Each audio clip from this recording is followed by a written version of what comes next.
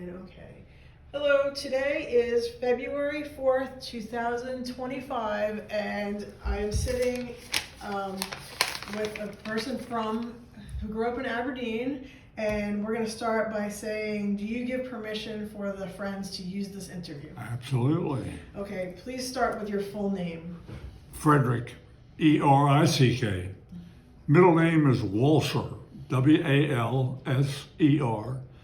And the last name is Hawtin, H-A-W-T-I-N. And you go by? I was a junior, but I dropped that when my father passed away. I go by Wally. Okay. Okay, so let's go ahead and... Wherever that came from, I have no idea. All right, so let's go with, what was the date and place of your birth? I was born in Chicago, Illinois, September the 26th, 1932. And where did you grow up? I grew up in Aberdeen. What was your street address? 215 West Bel Air Avenue, 2 doors from the station. Where did you attend school? Oh, God. Well, actually, let me digress here. I was born in Chicago. Okay. And I lived there until I don't think I ever knew exactly, probably 2 years old when we moved to Aberdeen. My mother was born in Aberdeen. Where did I go to school? Well, I went up through the 7th grade in Aberdeen, which was one big building, all grades. And where was it located? Where was the school building? That's that big building just above the museum in Aberdeen. Okay. On 40, it faces 40. Oh, okay. You know, but yeah. I think the city has it now and they're doing something with it. Oh, I didn't know if this was the same building. Okay. Yeah, same building. Then from there I went to a couple of years in Baltimore, interesting. Took the Pennsylvania Railroad every day into Baltimore to go to school, Poly, and Friends School in Baltimore. I took the train. This was your high school, right? At high school. Okay. And I guess from there, I didn't like it too well. I didn't mind the train travel, but there were so many strange people that we encountered as kids in Baltimore. I just told Mother I'm frightened. And from there, I went to prep school at Admiral Farragut Academy in Toms River, New Jersey. Okay. And then from there, I went to the Pennsylvania Military College. I graduated from there. And I guess that was the end of my formal education, but I got a lot of education in my life. I'm always ready to learn. Go ahead. So during that whole time, you were still a resident of Aberdeen, though? Your family was still living in Aberdeen? Yes, I was. Okay. So tell me about growing up in town. Growing up in Aberdeen? Yes. I would say it was probably one of the better places in the world that I could have grown up. There was so much to do. And roller skating, ice skating, bicycling, swimming, building huts and secret places to meet in the woods. And one thing I do remember, every summer, I guess from when I was maybe 5 or 6 years old till I was 9 or 10, we spent every summer, all summer, on Bush River. And that was wonderful. I mean, it was just swimming and boating and sailing and playing in the woods and riding bikes. And it was just great. It was great for me. Good time growing up. Huh? A good time growing up. I had a wonderful life, yes. So, can you tell me a little bit? So, what did your father do for a living? My father? Yeah. Well, he had a sundry of jobs. He graduated from Tone School before it became Bainbridge, which I'm sure you know about. He had a sundry of jobs. He worked for the only cage at that time, which was it's on 40, halfway to Havoc Race on the left, a manufacturing plant. making stainless steel cages for animals. He sold those all over the state. He worked for an asbestos company at one time. People that come in and spray insulation in your house. Can't remember the name of the company. He worked for the Aberdeen Concrete Company. So he had a sundry of jobs. Mother went to business school, and I don't recall her ever working. I grew up in Oscar Terring and Maud Terring's home. She was my mother's sister when we moved because Dad lost all his money in '32, like a lot of people. And down several years later, her sister died, and her sister, my mother's sister, lived 2 doors from the Terrings, and she left the house to my mother and dad. So then we moved to that house, 215 West Bel Air Avenue, which is 2 doors up from the station. So tell me a little bit about what downtown Aberdeen was like. What were the stores near you on West Bel Air Avenue? Many, many. Can I give you a list of the stores? Just go ahead and, you know. All right, well, the big old homes that are so famous in Aberdeen up above the station. The first one is Ann's house. You know Ann in that museum. Yes. And then next door was Mary Ellen Vocart. He was the president of the First National Bank in Aberdeen, and I think Elton. She's 105 years old and lives in that house by herself. Okay. Unbelievable. And then coming on down the line, you go past the old Lutheran church. You come to that's after the station. Then you come to the lot before the station, and that was owned by Linda Morgan's. You know who I mean when I say Linda. She was on the board. He had a oil distributing company there, and then beside that, behind that, was a switching station for the station, and then the station. And then across the street from the station, where Curry is now, was a Chevrolet garage owned by Pete Rowe. Next to Pete's place was an old general store, and I mean general, everything in the world in there, from farming to whatever, to canning to. But in the back, he had a nice counter and sold candy, so that's where I hung out. His name was Slee, Mr. Slee. I think he was like 100 years old when I knew him. And then on down with the Methodist church where my mother and father were members, and I went to Bible school there. Across the street is Scoops now, but that was Western Union. You go in and send telegraphs. That whole building? That whole building was owned by the Terrings. Okay. And under the downstairs was Western Union, and I remember taking things in there to be sent by teletype. And behind that building was the old Terring Funeral Home. On down the street toward 40, you have Berman's Department Store, which was a clothing outlet. Then you had Henry Terring and Sons hardware store. And then the Adams, a grocery store where my family dealt. And then the movies. And on the corner was Bonnet Newsstand, on the corner of 40 and Bel Air Avenue. Interesting story there. Mitch Bonnet was a very good friend of my family's. He was a glider pilot and flew into Normandy in the D-Day. Oh, wow. And I always admired it, man.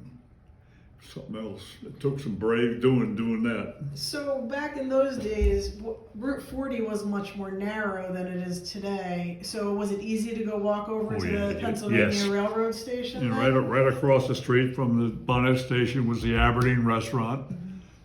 Next to that was a taxi stand where I used to go play pinball machines. And then the Pennsylvania station. Okay. So it was an easy walk between both stations. if you needed Yeah, to. well, go that's either. that's a bit of trivia for you. The reason the two railroads in Aberdeen come the closest in their whole routes because of the canning industry, Okay. and you know that. Huh? Yes. Okay. Were there still canners when you were a child? Were there still Yes. canneries Oh, around? yes. Who was still in business? I used to go to the Mitchell Cannery all the time with my father. I could still smell that corn. I'll tell you. So it was mostly corn. Any other corn was their main crop? Main crop, yes, I would say. Beth, what's her last name? Beth, the girl that's on our board. Osborne. Osborne. They were really big canners. Okay. The Mitchells were big canners. Were the the Bakers were big canners. The Bakers were still in business at that point. That Bakers was still in business in the 30s and 40s. I don't know for sure Okay. about that. I would suspect so. Mm-hmm. My best friend growing up was Barry Baker. Okay. Yeah. Oh yeah, this. I got this great family, and we had great friends, and I had great friends. Mr. Ripkins was a good friend of mine. Cal's father, that is. Mm-hmm. Senior. Okay, so tell me about how you would why would you choose one railroad station over the other to go into Baltimore? Was it because you were going to a certain spot down there? It all depended on, well, for school, Okay. I had to do it daily on the Pennsylvania to go to Baltimore. Because it was a better stop for you near the school? What's that? Where it stopped near the school was a better location? Well, Polly was a walking distance from Penn Station. Okay. But Friends School, I don't remember how I got out there, because that's sort of outside of town. My mother used to take me to Baltimore shopping with her sister, Maud Herring, and we always took the train. And I think it depended on the time that we were going to go, whether we used the Pennsylvania. But in that case, I remember more using the B&O. Were they different prices? Was one more expensive than the other? I can't answer that. I don't know. You weren't paying. So tell me about, did you go into the station? Do you remember visiting inside the train station? Oh, sure. Can you tell me what it was like when you went in? I just remember benches in the waiting room and people sitting around, and the counter where you got your ticket. Jack Fennessy was the ticket man, and I don't know whether he was in charge of the whole station, but he was also my scout master. Loved that man. And did he live upstairs? I don't, Maybe not. that edition I don't think was even on there when I was a kid. Maybe it was, but I don't recall. I don't think so. Okay. I don't know where Jack lived, in town somewhere. So was there also a Western Union inside the station? Was there I don't recall that. I don't know whether there was or not. Could have been. what about the Pennsylvania station? Do you remember? I don't When remember that too one was much new? about the building itself. It was just a station. I remember I guess the tunnel's still under the tracks. There was a tunnel under the tracks to get over to the northbound side. I remember that. But as far as the overall station itself, I know more about the B&O station, I think, because I could see the B&O station from my bedroom window. So at the B&O station, if you wanted to go north, you would sit in a little shelter. There was a shelter on the northbound side to sit in. What was that? Just like a bench in a room? On the other side, on the northbound side, Yeah. there was a bench over there, and I think like a little implement or farm implement shed or roof or something, as I faintly recall. I certainly remember one thing, the old building at the crossing. And the old man would come out and say hi to us all the time, and he would come out and crank the gates up and down. So there was a shelter for the There's a person shelter there, yes. who he had to manually open the gates. Oh wow. I don't know how he got his signal. And I know he cranked it, and as I recall, all four gates would come up and down at the same time. So it must have been connected underground some way or another. Oh yeah, I used to walk my girlfriend home from school, and she lived up way past Ann's house. And he used to come out and say hi to us, give us candy and stuff. I don't remember him that. I just know I was quite old. What else do you remember? Was there other businesses right next to the train station, like the oil? Well, it had the separated garage across the street. On the other side, I can't recall what was there. Okay. I know Wilson Oliver Insurance Agency building. You know where that is? No. Well, if you leave the station and go across the tracks toward town, it's that building on the left, the business there. Okay. But was anybody selling oil or anything right in the area of the train station, greens? Yeah, there was an oil company. Okay. Mr. Morgan, Curdy Morgan, owned it. It was right there on that parking lot. And there's trucks in and out, loaded with oil, and I think the ground is, and I don't think you can use it for certain things because of the contaminants from the oil. I don't recall any other businesses. Do you remember seeing them go on sidings to unload at the station? Like train cars would come and then unload products into the freight room. Do you remember any of that? You know, I was just a young kid. I didn't notice all of that business, but there was always something going on at that station. Do you remember any accidents? Accidents, like if somebody was hit on the railroad? On the tracks. No, but there's a water tower just down the road toward Happy Grace on the left. And I could see that from my house and watch the steamers because I saw the change from steam to diesel. Okay. I remember the steam engines going by my house and shaking the whole house. And I don't guess my back porch was more than 100 yards from the track. Did the diesels come in around World War II? Was that yes. Kind of okay? Yeah, they had them. Yeah. And the royal blue, saw that many, many times. Were people very well dressed when they went on the trains? Oh yes, they always dressed up for something. Yep. And were there Pullman porters on those trains? Pullman quarters. Porters. Oh sure. Oh right. With the little hats and all. Okay. Oh yeah, definitely. I didn't know any personally, but the only one I knew was Jack.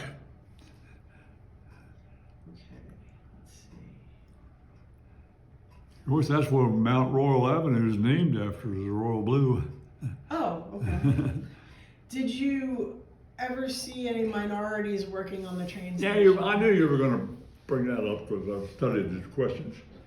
You know, yes, they worked on it. And I don't remember any problems as far as sitting or whatever is concerned because you have to remember the B&O was part of the Underground Railroad. So they didn't really have a problem with minorities.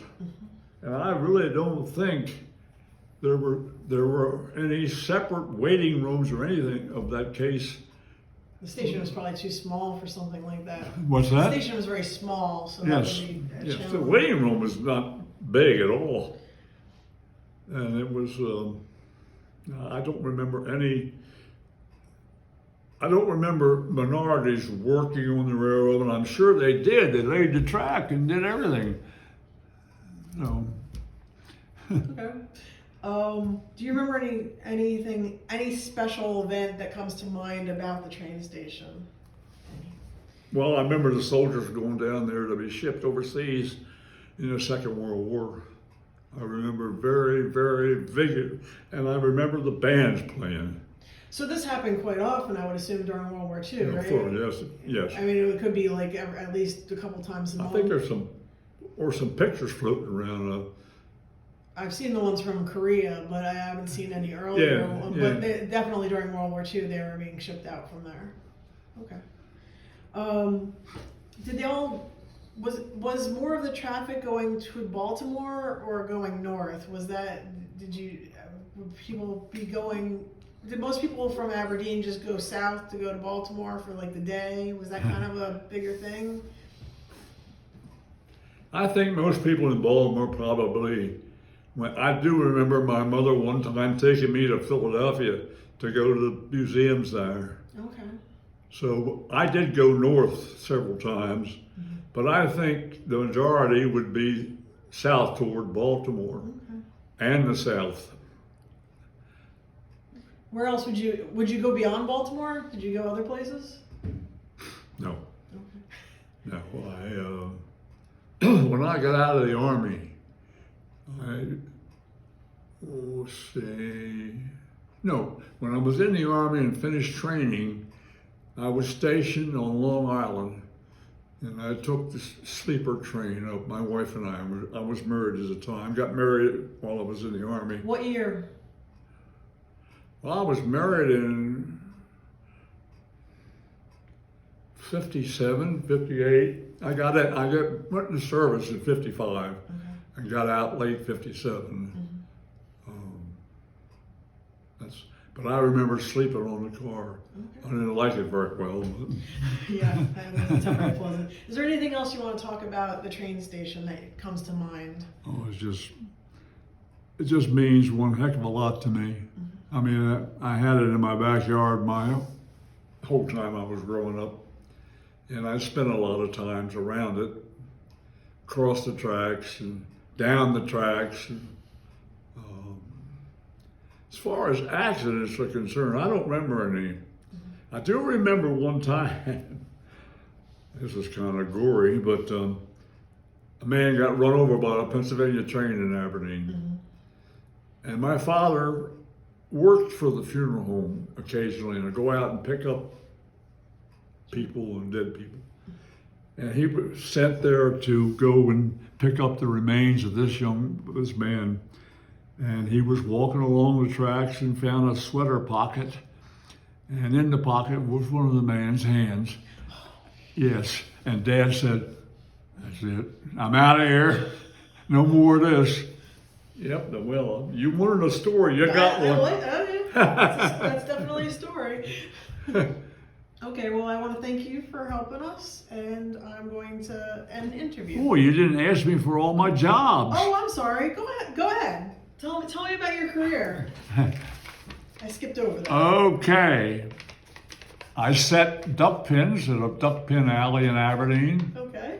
That's where you step. Where was that located? Down 40 toward Havre de Grace, somewhere. I just remember stepping on the pedal, and the pins would come up, and then set the pins on the pins. And it was very dangerous because we had no place to hide. It was like shell shocked. Okay, I was an usher. This was when I was a teenager. Okay. I was an usher in the movies. I weighed trucks down at the proving ground, coming in with supplies to build the new airport.